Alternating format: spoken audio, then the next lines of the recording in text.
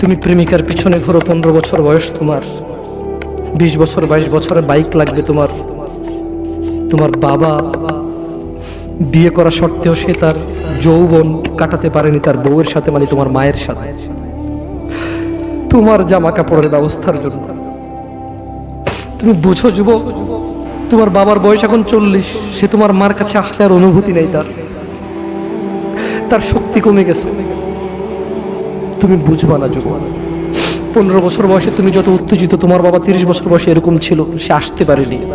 তুমি পড়বা বলে, তোমার স্কুলের ফি লাগবে বলে, that much he loves you.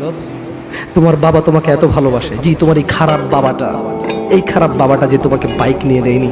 তুমি নষ্টামি করো, মেয়েদের পিছনে করো, মোবাইল রিচার্জ করে দাও মেয়েদের, তোমাকে যে ডেইলি 500 টাকা করে দিতে পারে না।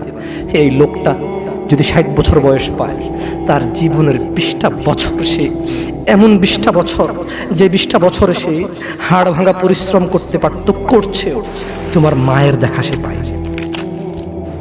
এমন মূল্যবান যৌবন 20টা বছর দিয়েছে, 50 বছর বয়সের দেশে আসছে।